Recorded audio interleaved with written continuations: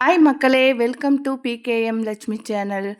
நம்ம சேனலில் நான் நேற்று வந்து ரொம்ப ஆதங்கமாக பேசினேங்க, கோவமாக பேசுனீங்கன்னு ஒரு திட்டக்கட்ட ஒரு 10 பேருக்கு மேலே சொல்லிட்டாங்க. வாட்ஸ்அப் மெசேஜில் கூட நிறைய பேர் வந்து சொல்லியிருந்தீங்க, ஏன் மேடம் என்ன டென்ஷன் உங்களுக்கு, எதனால் வந்து இவ்வளோ கோவமாக வந்து வீடியோ போடுறீங்க அப்படின்னு. எனக்கு வந்து என் பேச்சே அந்த மாதிரி தான், நான் நார்மலாக பேசினாலே அந்த மாதிரி தான், கொஞ்சம் தொடர்ச்சியாக பேசுவோம் அப்படிங்கிற மாதிரி எப்போவும் வந்து ஏதாவது பேசினது தான் எனக்கே தெரியுது, பேசினதே பேசின மாதிரி இருக்குது. சரி, ஓகே, அப்படியே தொடர்ச்சியாக பேசுவோமேன்னு பேசினா அது இந்த மாதிரி ஆகிப்போச்சு. என்னோடய வாய்ஸே அந்த மாதிரி தான், நான் நார்மலாக தான் பேசினேன். அது வந்து உங்களுக்கு எப்படி வீடியோவில் இருக்குதுன்னு எனக்கு தெரியல. எனக்கு என்ன ஒரு சின்ன ஆதங்கமும் இருக்குது. ஏன்னா நம்ம சேனல் தொடர்ச்சியாக பார்க்குறவங்களுக்கு தான் வந்து விதை கொடுப்பேன்னு சொல்லியிருந்தேன் இல்லைங்களா? நீங்கள் இந்த பழைய கமெண்ட்லாம் எடுத்து பார்த்தீங்கன்னா உங்களுக்கே தெரியும். நான் லாஸ்ட்டில் கூட முடிஞ்சதுன்னா உங்களுக்கு வந்து காமிக்கிறேன் பாருங்கள். அதில் எல்லாருமே வந்து நிறைய பேர் கமெண்ட் பாசிட்டிவாகவும் எனக்கு அமுச்சு விட்டுக்கிட்டே இருக்கிறீங்க. அதே மாதிரி சில பேர் அதாவது நெகட்டிவாக வந்து அனுப்புகிறீங்க. எப்படின்னா, நான் உங்ககிட்ட 4, 5 வாட்டி கேட்டுட்டேன், நீங்கள் கொடுக்கவே மாட்டேங்கிறீங்க. நீங்கள் வந்து சொ தரேங்கிறீங்க, ஆனால் தரீங்களான்னு தெரியல. அந்த மாதிரிலாம் கமெண்ட் பண்ணுறதுனால எனக்கு ரொம்ப கஷ்டமாக இருக்குது. ஏன்னா எனக்கு தான் தெரியும், நான் எவ்வளோ பேருக்கு வந்து சீடு கொடுத்துருக்கேன் அப்படின்ட்டு. அப்படி சீட் மட்டும் இல்லை, கட்டிங்லாம் கொடுக்கணுன்னா அதுக்கெலாம் ரொம்ப பொறுமை வேணும். அவ்வளோ கட்டிங் ஒரு 30, 40 கட்டிங் வச்சு விதையும் வச்சு நான் ஒவ்வொருத்தவங்களுக்கும் கொரியர் பண்ணும்போது, அவங்க சரி ஹாப்பியாக அதை வைக்கட்டும், வாங்கும்போது ஹாப்பியாக வாங்கி அவங்களுக்கு ஏன்னா நான் வந்து ஒரு செடி கிடைக்கலன்னா அது இன்னொருத்தவங்க போயிட்டு நான் பார்க்குறேனாக்கா கேட்பேன், கேட்டே வாங்கிடுவேன். எனக்கு வந்து அவ்வளோ செடினா பிடிக்கும்.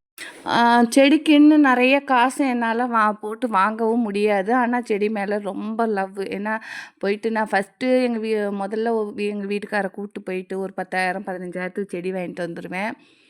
அது அப்படியே ஃபுல்லாக வந்து லாரியில் வந்து இறக்குவேன், குட்டி யானையில் கொண்டு வந்து இறக்குவேன். இறக்கிட்டு கொண்டு வந்து அப்படியே வரிசையாக வைப்பேன். அது பார்த்திங்கன்னா அந்த கீழே இருக்க மண்ணுக்கு வரவே வராது, ஃபுல்லாக செத்து போயிடும். 15,000 செடியும் செத்து போயிடும். அப்புறம் 3 மந்த்து கழிச்சு அதே மாதிரி வாங்குறது. இது மாதிரி நான் ஒரு 5, 6 வாட்டி வாங்கிட்டு சரி வேண்டாம், செடியே வேணாம் அப்படின்னு சொல்லிட்டு தான் விட்டுட்டேன். அப்புறம் நிறைய வந்து இந்த யூடியூப்பை பார்த்து சரி நம்மளும் மாடி தோட்டம் வைக்கலாம், ஹெல்த்தியாக கீரை இந்த பாருங்கள், மருந்தே இல்லாமல் கீரை நம்ம அப்பப்போ சமைச்சு சாப்பிட்டுக்கலாம். காய் ஏதோ 1, 2 காய் நம்ம தோட்டத்திலே பறிச்சுக்கலாம். அதே மாதிரி பூச்செடி நமக்கும் வந்து ஒரு ஹெல்த்துக்கு வந்து நல்லது. அந்த நம்ம மைண்டுக்கும் நல்லது. அந்த செடிகளை பார்க்கும்போது அந்த பச்சை பசேர்னு இருக்கிறது, அதில் இருக்கிற பூவும் காயும் பார்க்கும்போது மனசில் இருக்கிற கஷ்டம் நிஜமாவே வந்து அப்படியே எதை பற்றியும் நமக்கு யோசிக்கிறதுக்கே டைம் இருக்காது. நம்ம அதை வந்து செடியை வளர்க்குறது, இன்றைக்கி வந்து ஒரு பூ பூத்துருக்கா பரவாயில்ல, இன்றைக்கி ஒரு காய் புதுசாக வந்திருக்குதா அப்படின்னு ஒவ்வொருத்தங்க ஒரு புது புது கெஸ்ட்டு வந்தால் எவ்வளோ நமக்கு ஒரு ஹாப்பியாக இருக்கும். நமக்கு பிடிச்ச ஒரு கெஸ்ட்டு வந்தாங்கன்னா எப்படி இருக்குமோ அந்த மாதிரி தான் எனக்கு வந்து இந்த மாடி தோட்டத்தில் அவ்வளோ ரொம்பவே ஒவ்வொரு நாளும் என்ஜாய் பண்ணி இருந்தது. அதனால் சரி, ஓகே, நம்மள மாதிரி அதில் விதை கலெக்ட் பண்ணி இல்லாதவங்களுக்கு ஒரு 10 பேருக்கு கொடுப்போம் அப்படின்னு சொல்லிட்டு தான் நான் வந்து நான் எல்லாருக்குமே கொடுக்குறேன்னா என்னால் வந்து அதை நான் கஷ்டப்பட்டு கொடுக்குறத காட்டிலும் என் மனசு வந்து நோகடிக்கிற மாதிரி தான் நிறையா ஒரு சில பேர் வந்து சொல்லுவாங்க. அதில் கமெண்ட்டில் பார்த்தீங்கன்னா உங்களுக்கே தெரியும். விதை கேட்குறோம் அதாவது 50 பேருக்கு தான் எனக்கு கொடுக்குற மாதிரி விதை இருக்கும். கேட்குறது பார்த்திங்கன்னா 200 பேர் கேட்பாங்க. அந்த 200 பேருக்குமே வந்து கண்டிப்பாக என்னால் கொடுக்க முடியாது. அவ்வளோ சீடும் நம்மக்கிட்ட கிடையாது. அதில் கமெண்ட்டில் பார்த்திங்கன்னா ஒரு ஒரு 100 பேர் 80, 90 பேர் கமெண்ட் பண்ணுறாங்க. மீதி 80 பேர் அந்த நம்பர் நோட் பண்ணிவிட்டு வாட்ஸ்அப்பில் வராங்க. கமெண்ட் பண்ணாமல் வாட்ஸ்அப்பில் வந்துட்டு எனக்கு இந்த கட்டிங் கொடுங்க, இந்த கட்டிங் கொடுங்க. நான் அதுவுமே தெளிவாக சொல்லுவேன், நீங்கள் அவ்வளோ லாங்லேருந்து இது பண்ணுறீங்க, வர்றதுக்குள்ளேயுமே இந்த ஏன்னா சில இது வந்து பார்த்திங்கன்னா 1 வீக் கழித்து கூட வச்சாலும் ஒன்றும் ஆகாது பார்சலில் போகும்போது. ஒரு சில இது வந்து பார்த்திங்கன்னா ஒரு 3 டேஸ்க்குள்ளார அதை வைக்கிற மாதிரி இருக்கும். நான் அது சொன்னாலுமே அவங்களுக்கு வந்து அது புரிகிறதும் கிடையாது. அது குடுங்க, இந்த கட்டிங் குடுங்க அப்படின்னு. ஏன்னா ஒவ்வொரு கிளைமேட் இருக்கு. இப்ப இந்த கிளைமேட்லனா 1 வாரம் கழிச்சு கூட வச்சாலும் ஒண்ணுமே ஆகாது. இந்த மார்கழி மாசம், தை மாசம்லாம். இந்த வெயில் மாசம் பங்குனி, சித்திரை அந்த மாரி டைம்ல வந்து மு போறதுக்கு 3, 4 நாள் ஆச்சுனாக்கா, அது வச்சுமே பிரயோஜனமும் இருக்காது. அது சொன்னா புரிஞ்சுக்கவும் மாட்டாங்க. எனக்கு தெரியும் இந்த கட்டிங் குடுத்தா, அது வந்து குரோத் ஆகுமா, ஃபெயிலியர் ஆகுமான்ட்டு எனக்கு தெரியும். ஏன்னா, நான் வந்து அப்படிதான் ஒவ்வொரு இடத்துக்கு போறேன்னா, அந்த செடி எனக்கு புடிச்சிருக்குன்னா, அதில ஒரு சின்ன ஸ்டெம்மு ஏன்னா, நம்மளால வந்து குரோத் பண்ண முடியும் அப்படிங்கிறதுனால, நான் அத உடைச்சிட்டு வந்து அத நான் குரோத் பண்ணி வச்சுக்குவேன். என்னால அதாவது கட்டிங்கில வைக்கவே முடியாது, இது வராதுன்னாக்கா, அத போய் நான் நர்சரியில போய் வாங்கிடுவேன். அப்படிதான் நான் ஒவ்வொன்னும் பண்ணிட்டுருக்கிறேன். அ கோவப்பட என்ன இருக்கு? நீங்க கொரியர் காசு குடுக்குறீங்க. நான் விதை வந்து இருக்கிறத நான் தூர தான் போட போறேன். எனக்கு வந்து தேவைகள் என்ன 10 ஏக்கரா வச்சிருக்கோம். நம்ம விதையெல்லாம் நெறைய கலெக்ட் பண்ணி வச்சுட்டு, அ பட்டத்துக்கு போடுறதுக்குலாம் இல்ல. நமக்கு வர்றது நமக்கு வீட்டு தேவைக்கு போக மீதி இருக்கிறத முத்த விட்டு எடுத்து வச்சுக்கும்போது, கூட எல்லாருக்குமே கொஞ்சம் கொஞ்சம் அப்பப்போ ஷேர் பண்ணுவோம். அதுவும் இல்லாம நம்ம சேனல் ரெகுலராவே பார்க்குறாங்கன்னா, நான் நெறைய டைம் வந்து ஃப்ரீ சீடு குடுக்குறேன். எதனாலன்னா, நம்ம சேனல் தொடர்ச்சியா பார்க்குறாங்க. எப்பமாவது வந்து ஃப்ரீ சீட் குடுப்பாங்கங்கிற ஒரு எண்ணத்தில தான் பார்க்குறாங்க. அவங்களுக்கு குடுக்கணுமேன்னு தான் குடுப்பேன். புதுசா வர்றவங்க இருந்து வெயிட் பண்ணணும்னு நினைக்க மாட்டேங்கிறாங்க. அவங்களுமே கேட்குறாங்க. அப்ப அப்ப நம்ம நமக்கு தெரியும்ல, நம்ம சேனல வந்து யார் ரெகுலரா பார்க்குறாங்க, கமெண்ட் யாரு ரெகுலரா கமெண்ட் போடுறாங்க, ரெகுலரா யாரு லைக் பண்ணுறாங்கன்னு நமக்கு தெரியும். அப்ப தெரியும்போது எனக்கு வந்து அவங்களுக்கு ஃபஸ்ட்டு குடுத்ததுக்கப்புறம், புதுசா வந்திருக்கவங்களுக்கு நம்ம வெயிட் பண்ண வச்சு குடுக்குறோம். ஆனா குடுக்காம இருக்கிறதே கிடையாது. எல்லாருக்குமே கண்டிப்பா குடுத்துட்டு தான் இருக்கேன். எனக்கு வந்து நம்ம சப்ஸ்கிரைபருக்கு தான் முதல் முன்னுரிமை. நமக்கு ஏன்னா நம்ம சேனல பார்க்குறாங்க. பார்த்துட்டு ரெகுலரா வந்து கமெண்ட் போடுறது, லைக் போடுறதெல்லாம் வந்து பண்றனால, அவங்களுக்கு பண்ணிட்டு புது சப்ஸ்கிரைபருக்கு நம்ம வந்து லேட்டா குடுக்குறோம். அ அது வந்து குறிப்பிட்ட இப்போ ஒரு 50 பேர், 60 பேருக்கு தான் குடுக்குற மாதிரி, ஒரு 15 நாளைக்கு ஒரு வாட்டி உங்களுக்காகவே தான் நான் பாதி காய் பறிச்சு, பாதி காய் வந்து அதிலேயே முத்த விட்டுர்றது. ஓகே. இது வந்து இப்ப இருக்கிறத நான் இன்னைக்கு வந்து கொஞ்சம் சீடெல்லாம் கலெக்ட் பண்ணிட்டேன். நேத்து கொஞ்சம் சீடு கலெக்ட் பண்ணிட்டேன். எனக்கு வந்து ஆம் கமெண்ட்ல மட்டும் போடாதீங்க. அ வாட்ஸ்அப்லேயும் வந்து நீங்க வந்து நம்மளோட சேனல வந்து கமெண்ட் பண்ணியிருப்பீங்க இல்லையா? அத ஸ்க்ரீன்ஷாட் எடுத்து என்னோட வாட்ஸ்அப்க்கு அனுப்புங்க. ஏன்னா, அந்த யார் வந்து நமக்கு ஃபஸ்ட்டு கமெண்ட் பண்ணியிருக்காங்கன்ட்டு அத பார்த்தா தான் எனக்கு தெரியும். அந்த டைமெல்லாம் வச்சு தான் நான் வந்து குடுக்க முடியும்.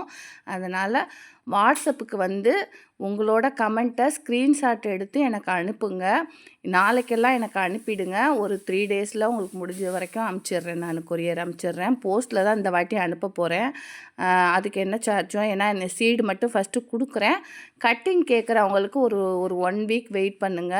கட்டிங் குடுக்கக்கூடாதுன்னு தான் நெனச்சேன். ஏன்னா வந்து நான் அந்த மாரி நெறைய அனுபவம்லாம் நெறையா வந்தது.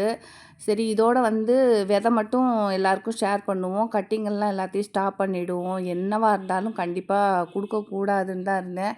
ஆனா, நம்ம போன வீடியோல வந்து இது அதுன்னு காமிச்சதுனால எனக்கு இந்த பிளான்ட்டெல்லாம் குடுங்க. நான் அது மாரிலாம் சொல்ல மாட்டேன். சார்ஜ் எவ்வளவோ நான் குடுத்துர்றேன் அப்படின்னு சொன்னதுனால, ஒருத்தர் 2 பேர்னா பரவால்ல.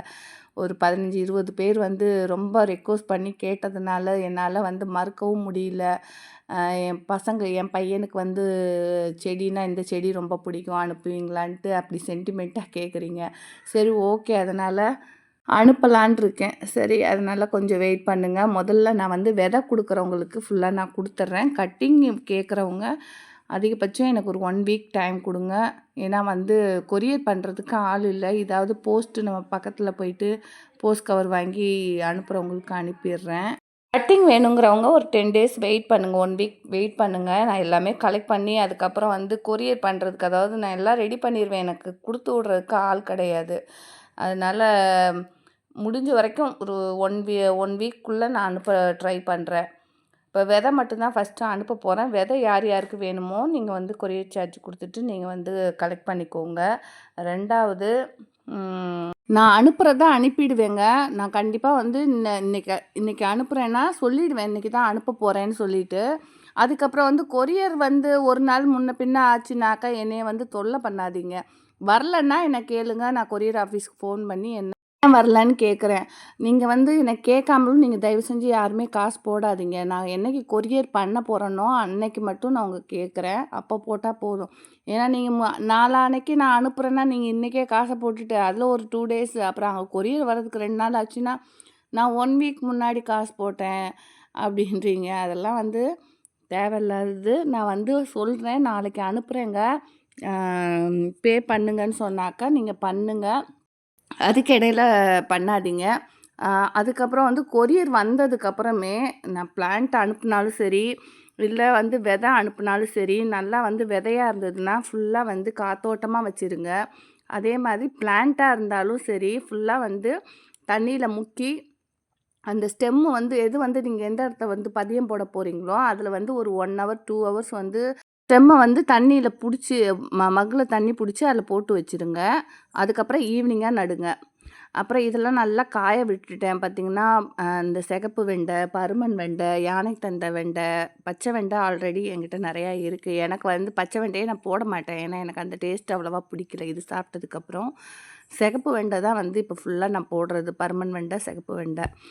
அப்புறம் வந்து பதியம் போடும்போது நீங்க நிழல்ல வந்து ஒரு 2, 3 நாள் வச்சுருங்க. நிழல்ல வச்சுட்டு அதுக்கப்புறம் வந்து அரை வெயிலா இருக்கும் பார்த்தீங்களா? அந்த மார்னிங் வெயில் மட்டும் படுற மாதிரி, அந்த மாரி இடத்துல கொண்டு போய் நீங்க வச்சுருங்க. அது மாரி ஒரு 1 வீக் பாதி நிழல், பாதி வெயில் வர்ற மாரி வச்சுட்டு, அதுக்கப்புறமேட்டு ஒரு 10 நாள் கழிச்சு தான் நீங்க வெயில்லயே ஸ்ட்ரெயிட்டா கொண்டு போய் நீங்க வைக்கணும். அப்புறமேட்டு நீங்க வைக்க தெரியாம வச்சுட்டு, எனக்கு அந்த செடி வரல, இந்த செடி வரலன்னு சொல்லாதீங்க. எப்பவுமே வந்து வைக்கும்போது ஃபஸ்ட்டு நிழல்ல வச்சுருங்க. பதியம் போடுங்க. பதியம் போட்டத வந்து 3 இல்ல 4 நாள் கண்டிப்பா நிழல்ல தான் இருக்கணும். 2வது அ அரை வெயிலு 4 நாளைக்கு அப்புறம் வந்து இந்த மார்னிங் வெயில் மட்டும் படுற மாரி வைங்க. பட் அ அது மாரி ஒரு 1 வீக் 10 நாள் கழிச்சு தான் நீங்க ஸ்ட்ரெயிட்டா வெயில்லயே கொண்டு போய் நீங்க வைக்கணும். ஆனா கண்டிப்பா மார்னிங் வெயிலு கண்டிப்பா ஒரு 2 ஹவர்ஸாவது அதுக்கு வேணும். அ க இல்லன்னாக்கா அது வரவும் வராது. அதெல்லாம் தெரிஞ்சுக்கிட்டு நீங்க பதியம் போடுங்க. எப்போ பதியம் போட்டாலும் ஈவினிங் தான் பதியம் போடணும். மொட்டை வெயில்ல மார்னிங்லாம் போடாதீங்க. அப்புறம் முடிஞ்சதுன்னா நான் கீரை விதை எல்லாத்துக்குமே கொஞ்சம் குடுக்கலான்னு தான் எடுத்து வச்சுருக்கேன். ஏன்னா நெறையா இருக்கு. எனக்கு போக எல்லாத்துக்கும் ஷேர் பண்றேன்.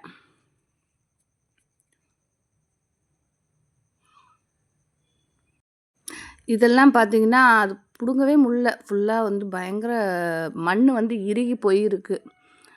இது எல்லாத்தையுமே வந்து எல்லாம் கட் பண்ணணும். இப்ப நாளைக்கு தான் ஃபுல் ஒர்க்கு கிளீனிங் ஒர்க்கெல்லாம் நாளைக்கு தான். ஏன்னா, நான் இப்போ பார்த்தீங்கன்னா, இந்த ஒரு 2 மந்த்ல ஒரு மாசம் கூட ஃபுல்லா ஒரு 4 நாள் தொடர்ச்சியா இல்ல. ஏன்னா பார்த்தீங்கன்னா, 10 நாள் அங்க இருப்பேன், இங்க 2 நாள் இருப்பேன்.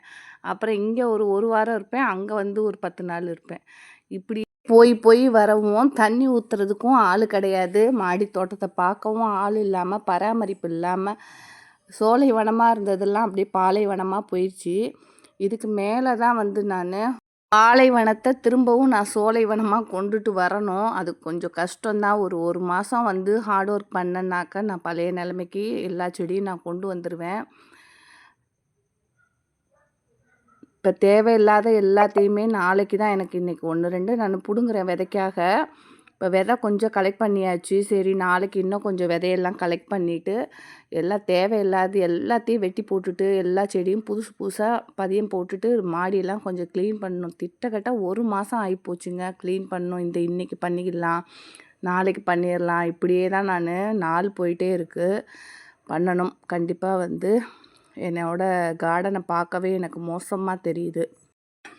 எல்லாரும் வந்து வெள்ளை கரிசலாங்கண்ணி வேரோட கேட்குறீங்க. எல்லாமே வந்து கட்டிங் வச்சா வராது. சில எது எது கட்டிங் வைக்கணுமோ அதுதான் கட்டிங் வச்சா வரும். சில இது விதையிலேருந்து வந்தா தான் நல்லா குரோத் இருக்கும்.